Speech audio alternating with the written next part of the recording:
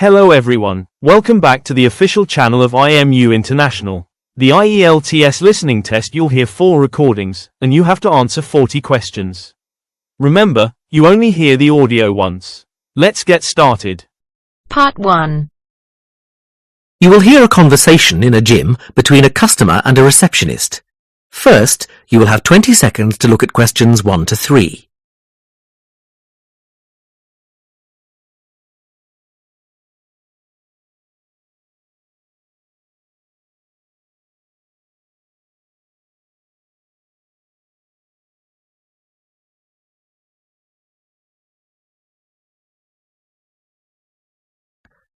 Now we shall begin. You should answer the questions as you listen, because you will not hear the recording a second time. Listen carefully and answer questions 1 to 3. Hello, and welcome to Smith's Gym. Hi there. I'd like to become a member. Yes, of course. We just need to fill out a couple of forms, and then I can show you around the gym. That would be great. Let's start with the membership form. Can I have your name, please? Yes, sure. Brad Simmons.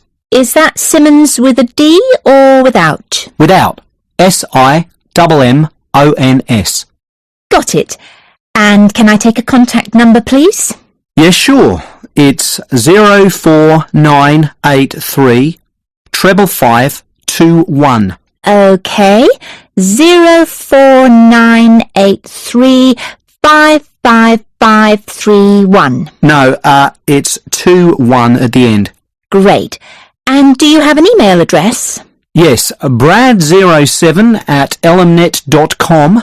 That's ELEMNET.com. Right. Now, we've got 3 membership types here. Bronze, which is just off-peak and costs £21 a month. Silver, which means you can use the gym at all times. This is £36.50. Or for just £5 more, you can get a gold membership, which gives you free access to the squash and tennis courts and all classes. For now, I think I'll just take the silver. That's fine, sir. That'll be £36.50 a month. Great. When can I start? Well, you'll need to have an induction first. We have spaces at 2:30, 4:45 and 8:15 tomorrow. Would any of these be suitable? I can't do tomorrow. Do you have anything for Saturday? Is that the 12th of November? No, it's the 11th. Yes, that's fine. Would 2:30 be okay? That's fine. I'll book you in with our trainer, Rob Ellis. Now, would you like me to show you around? That would be great. Before you hear the rest of the conversation, you have 20 seconds to look at questions 4 to 10.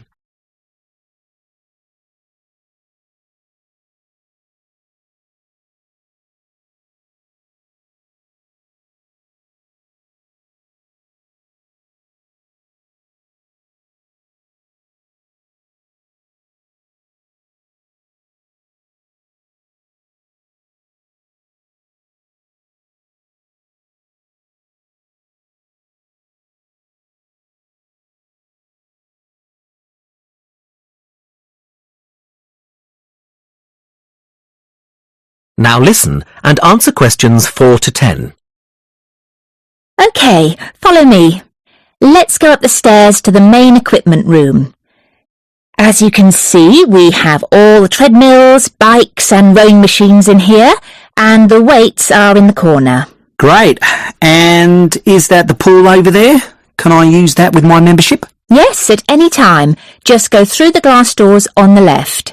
As you can see, the pool is dominated by the diving board at the far end. It's impressively tall. And on the right-hand side of the pool, you can see we have 2 lanes. The first one is a slow lane for those who are trying to improve their fitness. It gets really busy. The lane on the far right is what we call the club lane, because we reserve this for people who have membership. It is slightly less busy and the members can get a really good workout in it. That sounds great. Yes, it is good. And then near us, you can see a smaller area sectioned off nearly halfway across the pool. This area is where we put the school groups which come in the late afternoons during the week, usually from about 4. We keep them confined to that space so that the other end can be used for free swimming. And what is the little round pool for? We call that the Toddlers pool. It's not very deep, and the mothers often bring their children in to teach them to swim in it. Great. Well, I'm glad I can use the pool. It will be good to vary my exercise. Definitely. When do you think you'll be coming? Most likely in the evenings. I'd like to come on Saturdays, but I often work then, so I think I'll have to miss that day and then come on Sundays. Oh, so you'll be a regular visitor? That's great news. Can I ask why you chose Smith's Gym? Well, actually, the television advert prompted me to join. It makes exercising look so much fun. I always thought going to the gym would be monotonous. No, not at all. It can be a lot of fun. My aim is to reach my optimum fitness. At the moment, I think I'm a bit unhealthy, so I'd like to change that. Well, give it some time and I'm sure you will. Now, shall we go back and complete the payment details?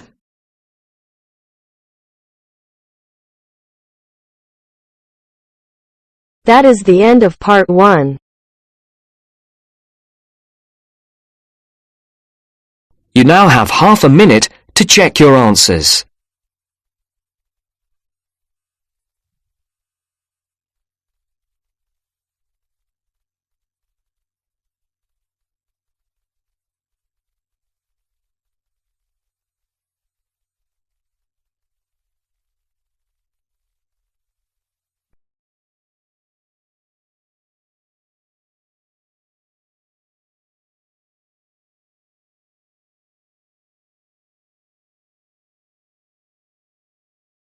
Now turns to part 2. Part 2. You will hear a tutor giving students a tour of a self-access centre. First, you have some time to look at questions 11 to 16.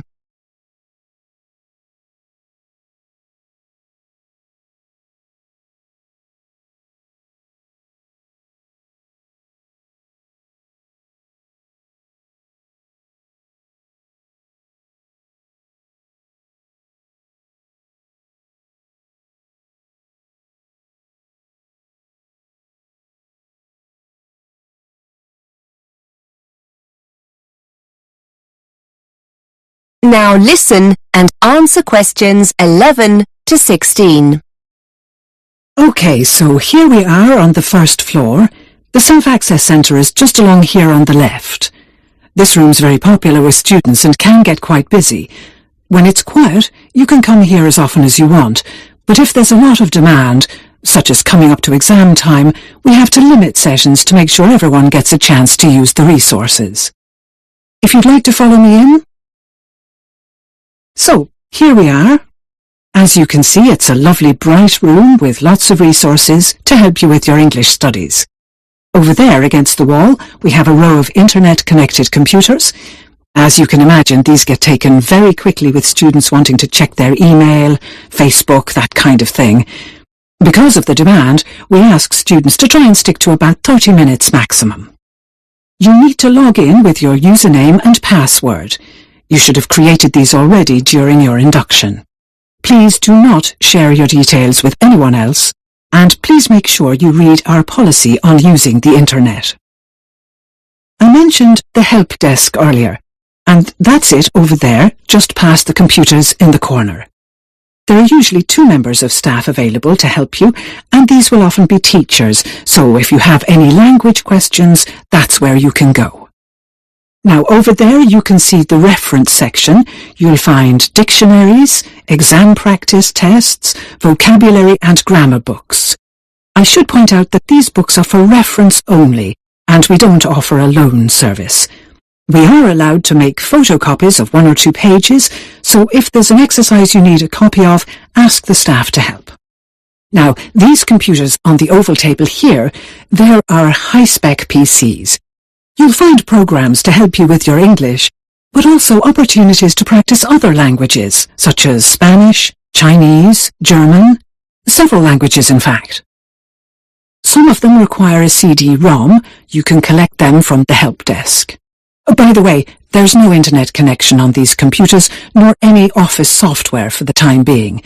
If you want to do any word processing, you'll need to use one of the laptops we keep for this purpose. Again, see the staff if you need one of these. Before you hear the rest of the tour, you have some time to look at questions 17 to 20.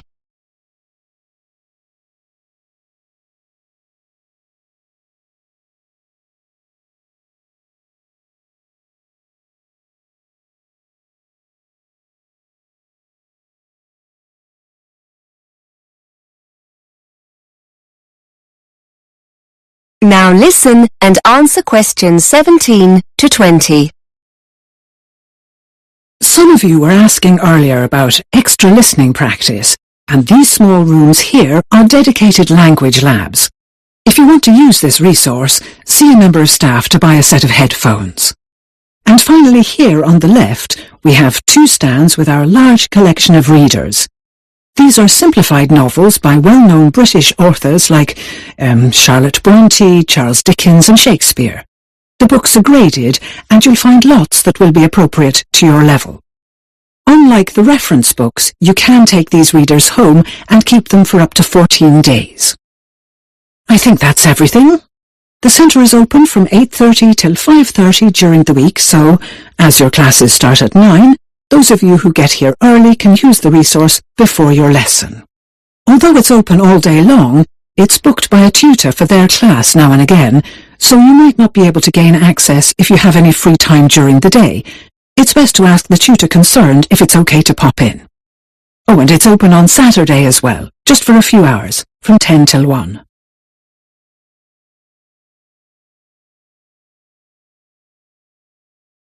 That is the end of part 2. You now have half a minute to check your answers.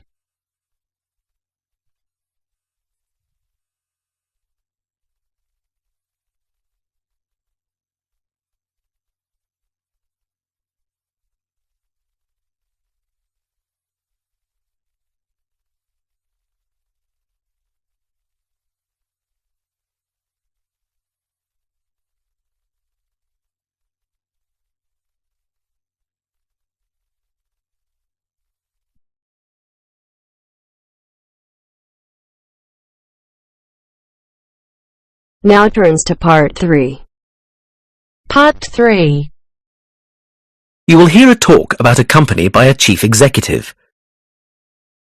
First, you have some time to look at questions 21 to 26.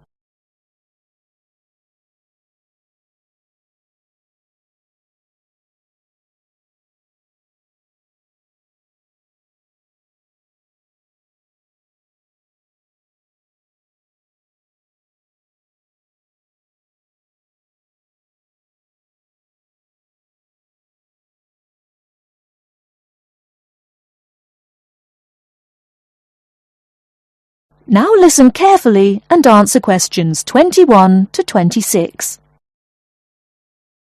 I'd like to start by welcoming everyone to our annual meeting and thanking you all for your hard work. It's been a great year for us in terms of expansion and optimizing business opportunities, and I'm pleased to say that Benchmark Consulting is a thriving, successful company. I'd like to take this opportunity to give you an overview of where the company began and where we'll be going in the next 10 years.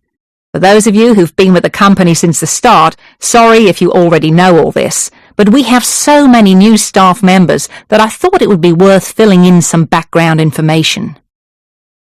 Benchmark Consulting was set up in 2000 by James Cox, a local entrepreneur who opened the first office in Melbourne.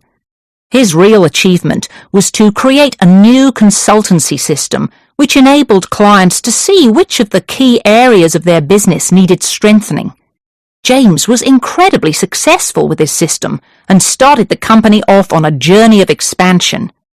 He retired in 2006 and was succeeded by Fred Montgomery. Fred shared James's views on consulting and continued the expansion. He increased revenue to $5 million and opened a new office in Perth. Soon the Benchmark Consulting system had become just that, the benchmark for many other consulting firms, and Fred took the opportunity to sell Benchmark for $10 million in 2008. Our new owners are, as you know, TFB Group Limited, and their investment has allowed us to build our brand new headquarters here in Sydney. TFB Group have brought us more exposure at a national level, and our most recent success has been winning a contract with the Government of Australia, advising on management restructuring. Now, we ourselves have done a little reorganisation over the last year to maximise our productivity. We've thought long and hard about the best location for the marketing department, as this is the key to facilitating our future business. Although Perth has a large number of marketing companies, which enables us to learn from our competitors, it's Melbourne that's the gateway to international connections, and therefore we've decided to move all marketing operations there.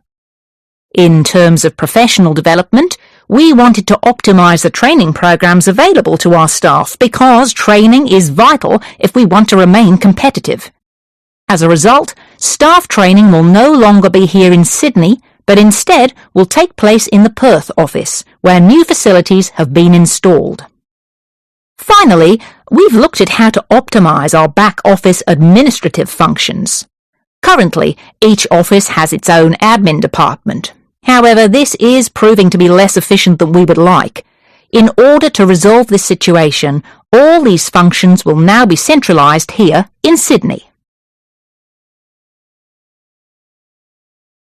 Before you hear the rest of the talk, you have some time to look at questions 27 to 30.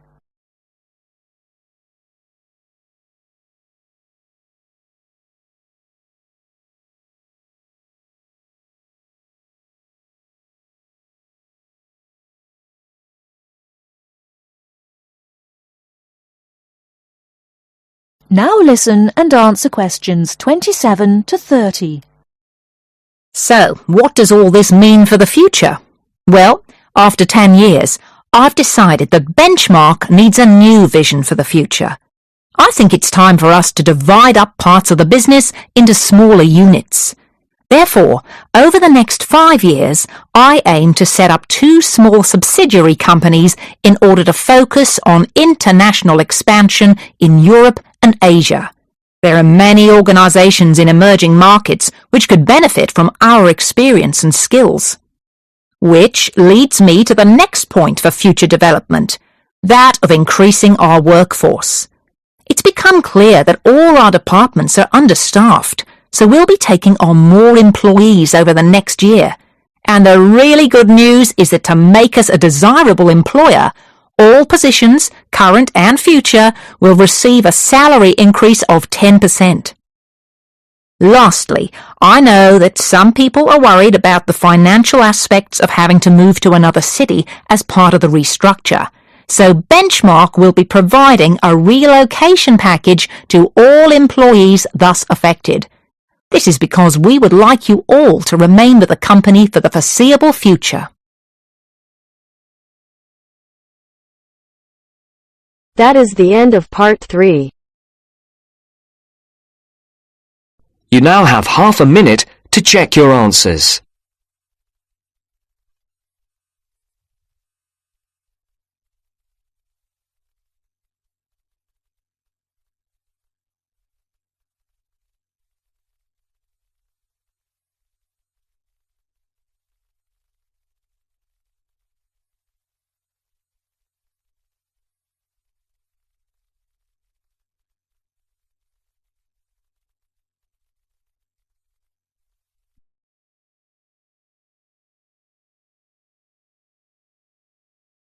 Now turns to part 4.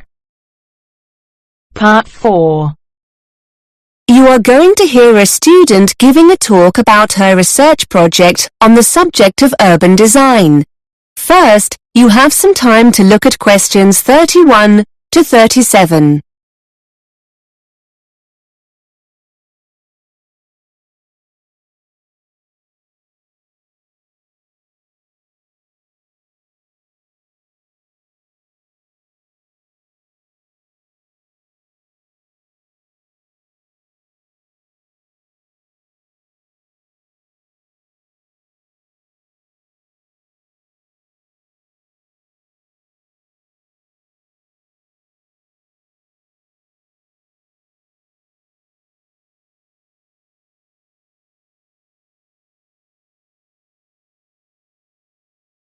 Now listen and answer questions 31 to 37. Okay, everyone. This week it's the turn of Carol to talk about the progress of her research project. Over to you, Carol. Thanks. Yes, hello everybody. I'm going to talk about something called shared space and the research I'm in the process of carrying out into people's attitudes to this, as it might affect them in their local community. First, I'd best explain what shared space is. In essence, shared space is an approach to urban design that attempts to open up main street junctions more to pedestrians by reducing the dominance of motor vehicles.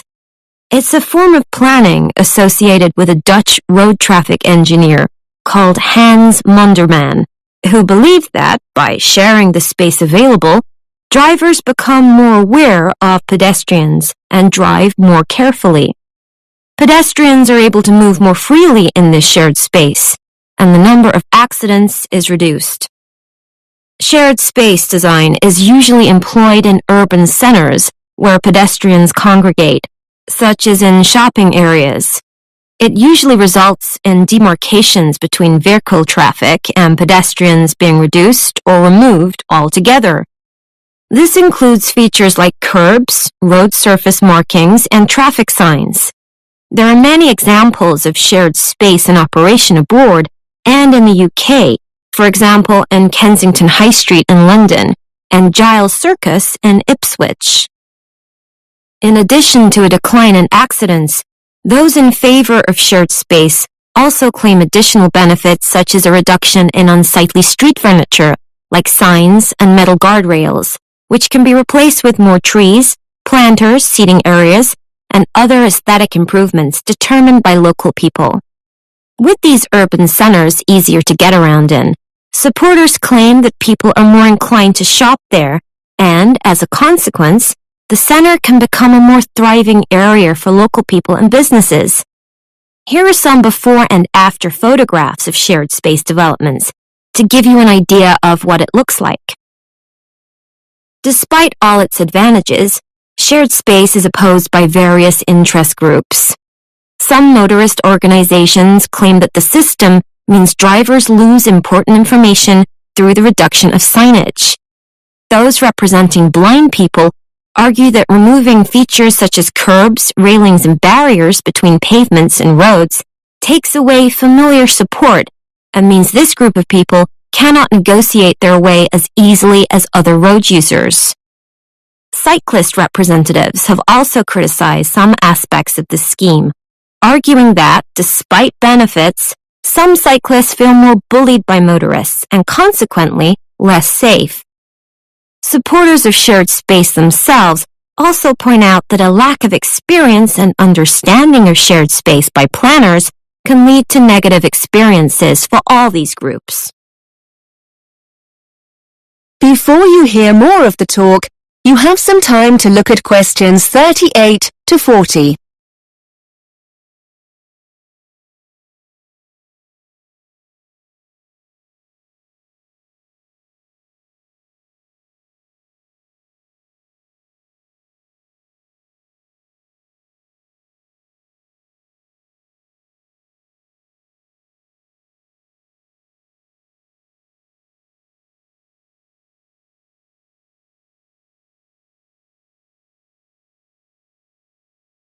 Now listen and answer questions 38 to 40. To carry out my research, I approached a local campaigning group in my area who were interested in adopting shared space in our local shopping center. I discovered that they were very keen to get feedback from local residents on shared space, and because of the experience I'd gained in research methods, they were keen for me to construct a questionnaire for them. The focus group have a website and an active social media presence, and they decided that the questionnaire will be available as an online survey. Hard copy questionnaires will also be used for face-to-face interviews. There are plans to leave paper questionnaires in the local library, but this is still under discussion. Interviews using the questionnaires will be carried out with pedestrians in the area itself. The group don't have the resources to deliver additional questionnaires to the homes of local residents, so this option was dropped. We have met on several occasions to agree on the data the focus group need. I've pointed out that if they want valid results, the questions must be totally unbiased and not in any way loaded to encourage participants to give the preferred answer. Also, we mustn't assume that participants have sufficient information to answer these questions. We're currently looking into how we can best present the concept of shared space during interviews. I've designed some of the questionnaire, and I'd just like to spend a few minutes going through it with you. I'd be grateful for any feedback you have.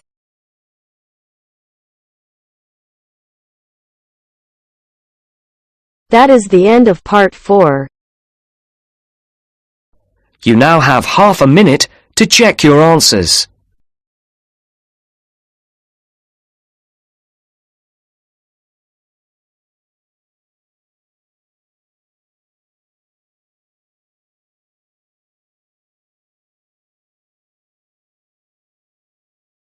That concludes today's IELTS listening mock test. How did you perform? Compare your answers with the key provided to see your estimated band score. If you're ready to take your preparation to the next level, join us at IMU International. From intensive IELTS workshops to free student visa consultancy, we provide the expert guidance you need to succeed in 2026. Visit our centers in Navsari or Billamora to start your journey today. Don't forget to like this video and subscribe for more professional training from IMU International. Good luck with your studies, and we'll see you in the next session.